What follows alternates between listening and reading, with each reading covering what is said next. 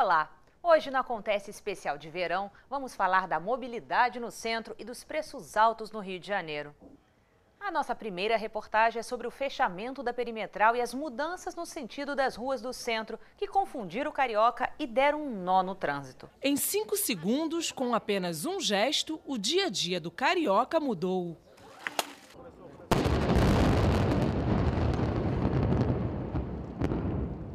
A implosão do primeiro trecho da perimetral ocorreu no dia 24 de novembro do ano passado. Desde então, o carioca tem enfrentado mudanças frequentes no trânsito e engarrafamentos. A perimetral fechou completamente no dia 25 de janeiro e o prefeito pediu que os cariocas não usem o carro para ir ao centro. Ele aposta no transporte público e na carona coletiva. O primeiro trecho que nós interrompemos da perimetral, o primeiro trecho que nós demolimos, ele tinha um fluxo maior de veículos, ele tinha um impacto maior na quantidade de veículos. Mas as mudanças de trânsito foram muito mais simples do que as mudanças que acontecem nessa fase. A gente vai fazer essa fase ao longo dos próximos 15 dias, mas de amanhã tem muita coisa mudada no centro da cidade. Isso vai acontecer com muita frequência nos próximos 15 dias. Então, o nosso pedido é, primeiro, que as pessoas continuem buscando evitar vir de carro para o centro do Rio de Janeiro, que se utilizem do transporte público e façam a carona solidária. E segundo, aqueles que vierem, que fiquem atentos às mudanças que nós estamos promovendo. As principais mudanças no trânsito foram a inversão de 6 ruas no centro. Rua Uruguaiana, entre Rua Acre e Rua Buenos Aires, Avenida República do Paraguai terá as 2 pistas sentido Lapa. Rua Teixeira de Freitas, no trecho compreendido entre a Avenida República do Paraguai e a Avenida Augusto Severo. Rua do Passeio, entre as ruas Luiz de Vasconcelos e Teixeira de Freitas. Rua Mestre Valentim, entre Rua Teixeira de Freitas e Rua Luiz de Vasconcelos e Avenida Marechal Floriano, será mão dupla. Essas mudanças deixaram o trânsito ainda mais tumultuado. Está uma bagunça o trânsito e foi muito mal planejado. Nada funciona, não temos informação, a condução funciona de forma precária. Se antes era ruim, agora está pior. Bom, eu creio que é para melhoria, né? Mas realmente complicou. Fica difícil porque as pessoas ficam meio perdidas, não sabem onde vai pegar ônibus, onde vai descer. Isso é dificuldade. Mas as mudanças vão além. A Avenida Rio Branco vai virar mão dupla e o mergulhão da Praça 15 será fechado. O binário e os túneis Rebouças e Santa Bárbara serão os principais acessos para os carros de passeio. Os primeiros dias, as primeiras semanas são sempre mais complicados. Então o impacto sempre é maior nos primeiros dias por uma necessidade de acomodação das pessoas, as novas rotinas, o próprio trânsito, o motorista fica em dúvida, ele diminui a velocidade, então é natural um transtorno maior nas primeiras semanas e principalmente nos primeiros dias. Agora, transtorno nós vamos ter até 2016. Claro que um transtorno menor do que nos primeiros dias, mas você vai ter fechamentos, interdições, sem a nova infraestrutura estar pronta. Nesse momento, o Rio de Janeiro constrói 10 quilômetros de túneis aqui no centro da cidade. A Prefeitura do Rio retirou quase 1.000 vagas do centro da cidade. O objetivo é desestimular o uso do carro de passeio na região. Estacionar nunca foi tão difícil no centro da cidade. O motoboy Carlos Roberto Silva passa por esse sufoco todos os dias. Você não consegue parar em lugar nenhum, não tem estacionamento, é pouco para moto. Quanto tempo você fica tentando achar uma vaga, em média, aqui pelo centro da cidade? Meia hora, 40 minutos para moto. Nesse horário, então, só consegue depois de 5 horas. 5 horas não tem mais nada para fazer. Apenas 1.729 vagas continuam existindo em cerca de 30 ruas do bairro e o motorista enfrenta dificuldades para conseguir uma vaga. Está difícil para estacionar no centro? É quase impossível hoje em dia encostar aqui no centro da cidade, está muito difícil. Tá horrível, já dei volta 4 vezes aqui para conseguir entrar para lá, porque cara, já mudaram tudo para lá e eu pago rios de estacionamento para conseguir estacionar quando conseguir estacionar. Às vezes 1 hora, 2 horas para conseguir uma vaga aqui no centro. Realmente é muito difícil. Agora vamos assistir a entrevista com o representante do Instituto dos Arquitetos do Brasil, que falou sobre a mobilidade no centro. Fabiana, você acha que faltou planejamento da prefeitura aí para a derrubada da perimetral? Eu acho que a minha visão, acho que a envergadura dessas transformações que a cidade do Rio de Janeiro está passando, por mais planejamento que exista, sempre vai faltar algum planejamento. Ou seja, as variáveis são tantas e você está mexendo no coração da cidade do Rio de Janeiro. É o lugar onde tem mais empregos hoje na cidade, que atrai muitas pessoas de toda a nossa cidade metropolitana. Então, eu acho que é natural que haja desconforto mesmo na vida das pessoas. Mas vejo também que existe um planejamento, né? A gente vê que existe um planejamento acontecendo e que está tentando, de alguma forma, atender ao que surge aí no dia a dia. Mas acredito que sempre seja pouco. E você acredita que aí o fechamento da Rio Branco para carro de passeio seja uma medida positiva? O Instituto IAB considera positivo o fechamento da Rio Branco para carros de passeio? Olha, a Rio Branco é uma rua importantíssima para a cidade do Rio de Janeiro, sabe? Porque ela é a primeira rua que faz a ligação, né, entre essa coisa da orla, é a rua que abre uma perspectiva para a orla do Rio de Janeiro. Pensa que tudo isso aqui era muito acanhado, né? Tinha aquela escala colonial. Então, o Pereira Passos abre essa avenida, que é a Avenida Larga, e ela dá uma perspectiva, então, para o outro lado da cidade, para onde cresciam os bairros residenciais, etc. Glória, Botafogo, e nessa sequência. Então, acho que esse projeto, qualquer projeto que possa haver para a Avenida Rio Branco, eu acho que ele tem que ser muito discutido, muito refletido, muito pensado. Fechar, não fechar, ter uma opinião assim, sem existir um projeto que seja discutido, no qual as pessoas participem, eu acho uma coisa muito apressada. Ela, originalmente, o que ela era? Ela tinha 2 grandes calçadas, um canteiro central, inclusive com iluminação, e 2 faixas. Ela era mão dupla, é uma avenida, inclusive, histórica, porque eram as procissões, curso de carnaval, né? Então, era o lugar onde todo mundo se reunia. Então, eu acho que simplesmente, assim, uma coisa, de todos os projetos que eu vi, eram projetos muito indefinidos ainda, do que se pensa para ela como um todo, porque não adianta só pensar num trecho. Acho que tem que se pensar nela como um todo, ela nasceu assim. Então, acho que essa perspectiva histórica e da importância que a avenida tem para a cidade, eu acho que tem que ser vista com muito carinho, muita atenção. A senhora considera positiva a restrição de vagas no centro da cidade? Isso eu acho super positivo. Eu acho que a gente tem que se acostumar, a gente se acostumou por um bom tempo nessa política de incentivo ao automóvel, a pegar o seu carrinho ou a ganhar o seu carro logo quando você consegue tirar uma carteira de direção e chegar no porta a porta com o maior conforto de carro para todos os lugares. Isso é passado, as grandes cidades hoje não vão nunca ter uma estrutura que aguente que todo mundo tenha um carro. Então, acho que o centro, como eu falei antes, é um lugar importante, porque ele é um polo atrator. Então, acho que a gente tem que se acostumar a chegar no centro de transporte público e não mais de carro. Quem quiser chegar de carro, vai poder chegar também, mas deve ter um custo por isso. Tem cidades, por exemplo, no mundo, que você paga um pedágio para acessar o centro. Centros pedagiados, por horário, seja lá o que for.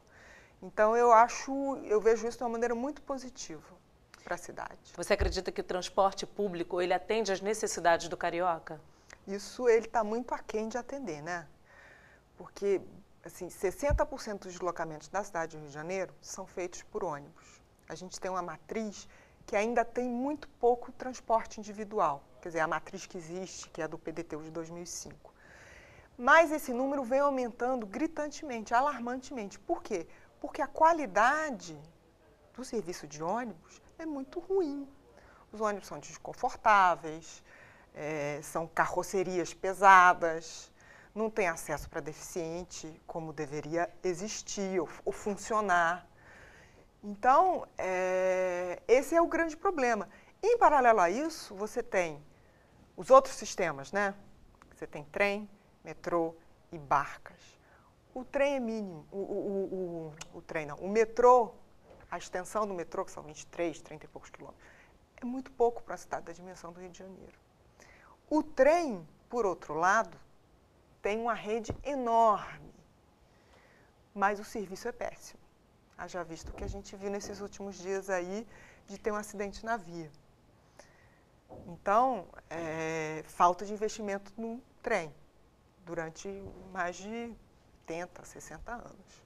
Você tem uma frota antiga dos trens, que dizem que vai ser renovada, que pode ser positivo, já é um passo nesse sentido.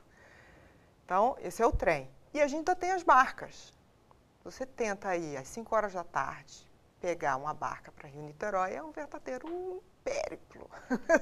Senão uma batalha campal de desconforto e essas coisas todas que eu falei antes sobre os ônibus. Então, o que a gente tem? A gente tem uma rede que não se comunica entre esses diferentes modais. Então, se você quer fazer a transferência de um para o outro, é muito difícil. Então, esse é um problema.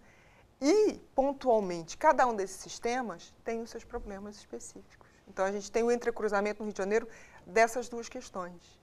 E quem sofre são as pessoas, porque por isso que todo mundo vai para o carro, né?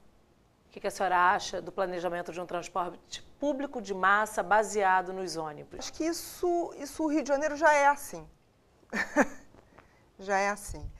Se a gente vem agora, por exemplo, com os BRTs, eu acho que é um avanço nesse sentido. Mas eu acho que a gente não pode ficar nisso. Então, eu acho que melhorar o serviço de ônibus, que hoje já está, acho que tem que ser um compromisso. De média capacidade, ou seja, o ônibus é uma média capacidade, ele não chega a grande capacidade como trens e metrô. E, ao mesmo tempo, tem que seguir investindo em trem e metrô. A gente não pode escapar disso. Vão ter vetores, de repente, de BRT, em algum momento aí, no futuro próximo da cidade, que vão ter que ser transformados em metrô e em trem, que são transportes, sim, de alta capacidade, estruturais, em vias estruturais. Então, o ônibus em si, somente ele, do jeito que está hoje, ele tem que ser mais equilibrado com os outros sistemas. Você acredita que os táxis também deveriam ter restrições como os carros de passeio, já que eles não são transporte de massa e na maioria das vezes eles circulam ociosos pela cidade, aumentando aí o fluxo de trânsito? O táxi ele não é um transporte coletivo, né? Porque você é uma, duas pessoas. Eu acho que é um serviço necessário para a cidade, mas eu acho que ele tem que ter mais restrições, sim, em favor do transporte coletivo. Né? Você tem que dar alternativas para as pessoas. Certamente hoje existe uma oferta e uma demanda grande para táxi, justamente porque o sistema de transporte coletivo é muito deficiente. Então, eu prefiro pegar um táxi, porque isso me assegura o tempo que eu vou chegar no meu destino. Mas se eu conseguir ter essa segurança com outro meio de transporte, eu vou desistir de pegar o táxi, porque eu não vou pagar. Por que eu vou pagar mais caro? Então, eu acho que isso tudo é uma balança. Então, o táxi, a partir do momento que há investimentos nos transportes públicos de fato, né, você pode, então, tentar diminuir esse outro lado. Isso é uma balança. Obrigada pela entrevista. Gabi, é com você aí no estúdio. Assustados com os preços altos cobrados no Rio, cariocas promovem um boicote aos estabelecimentos e ambulantes que perderam a noção da realidade. É um movimento surreal que estimula a farofa na praia, o uso do isopor com bebidas trazidas de casa, entre outras medidas criativas para tentar driblar os preços altos. Cariocas e turistas estão pagando caro para desfrutar dos encantos da cidade maravilhosa. Faltam poucos meses para a Copa do Mundo, mas quem mora no Rio está sentindo no bolso os reflexos do esperado aumento do fluxo de turistas no país, que já lotam as praias. A alta dos preços já chegou no calçadão e na areia da praia, símbolos da vida carioca. Tá tudo demais agora. Esse verão eles estão abusando, vejo. Tipo, a água, a cadeira, a barraca, tá tudo muito caro. Eu tô vendo que a senhora trouxe a sua própria cadeira, não tá alugando. Por quê? Porque eu tô morando aqui, né, e trazer todo dia também, pagar, hoje tá R$10, né, a sombrinha, né, e R$5 a cadeira, né, sai bem caro, né. Voltei depois de um ano, está todo mais caro. Em Ipanema, o coco a R$5 só na promoção. A média cobrada é R$6. Imagina na Copa. O coco teve um aumento, né, muito grande e o gelo também aumentou. Até onde eu sei, por causa da inflação que teve no gelo, que a gente pagava R$8, agora a gente paga 12. No gelo, no aumento das bebidas também. Com a disparada do preço de vários produtos, moradores insatisfeitos resolveram criar um movimento para denunciar os preços abusivos. O designer Toninho Castro sugeriu a criação de uma moeda própria, a Surreal. E a jornalista Patrícia Calil criou a nota que traz estampada o rosto do pintor surrealista Salvador Dalí. Eu comentei no meu Facebook algo tipo, os preços no Rio estão tão altos que não devia se chamar real, mas surreal, né? Quanto é a água? 5 surreais. Aí botei lá e aí o pessoal começou a gostar, a curtir essa coisa toda. Aí me ligaram, né? A Cléo Guimarães ligou. Vem cá, que história é essa? Que campanha é essa? Eu disse, não é campanha, não. Eu li essa nota do Toninho que saiu em um jornal carioca, numa coluna social, e no mesmo instante eu associei a história do surreal com o surrealismo com Salvador Dalí. Peguei uma nota, encontrei uma nota na internet em 15 minutos, coloquei o rosto do Dalí na nota e escrevi surreal, e a gente foi e lançou juntos isso aí. Que, sei lá, em 5 horas da nota no ar, eu não sei como que foi a repercussão da sua nota de coluna social, mas a nota, a moeda, em 5 horas já tinha quase 1.000 shares, calculando que cada pessoa deve ter em média 500 amigos, 50 mil views em 5 horas dessa nota. E como vocês veem assim, a repercussão que isso está ganhando e a adesão dos cariocas, vocês que não são cariocas? Eu acho que a gente tem um problema, essa adesão, esse movimento que surge atrás é porque você tem muita gente insatisfeita no Rio com os preços que estão sendo praticados assim para não carioca. E você que tem um salário de carioca aqui no Rio está se virando nos 30 para conseguir fazer as mesmas coisas que você deveria conseguir fazer numa situação onde o salário pudesse dar conta desses preços abusivos aí. Então, e como você vê essa alta do preço, principalmente nas coisas do dia a dia, tipo o cafezinho, a água de coco? É uma coisa meio maluca, porque parece que é um vírus, uma coisa que vai se multiplicando, aí aumenta, daqui a pouco é mais 50 centavos, é mais 10 centavos, é mais R$1, e as pessoas vão pagando, é meio difícil, é ruim, é uma coisa ruim, a gente está pagando muito, às vezes, por coisas que não precisariam custar tanto, às vezes não, frequentemente, né, e é bom que as pessoas se organizem e participem, eu acho super legal isso, ter se multiplicado desse jeito. Eu joguei uma pedrinha no lago, aí as ondas estão aí, tá todo mundo curtindo e indo atrás e procurando, né, preços melhores. E eu acho que agora falta o comerciante, o prestador de serviço carioca aderir, né, à campanha, né, já que agora é uma campanha.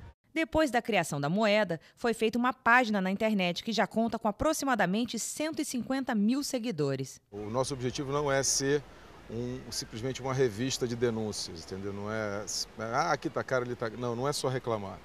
É mostrar onde tem preço ruim, mostrar onde tem preço bom, estimular a reflexão, estimular o consumo consciente. Mas se os preços não estão convidativos, o belo pôr do sol gratuito atrai cariocas e turistas para aplaudir o Rio de beleza surreal.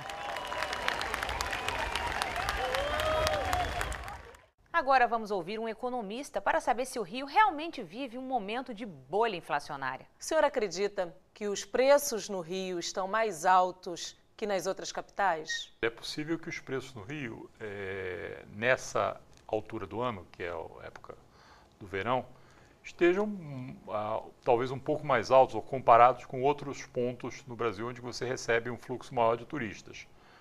Então, acho que esse é o primeiro ponto. Nós que vivemos na cidade, a gente às vezes perde a noção de que o Rio é um balneário, é um destino turístico, né, e que esse tipo de cidade, normalmente os preços sobem nessa época do ano, que é uma época de férias, né?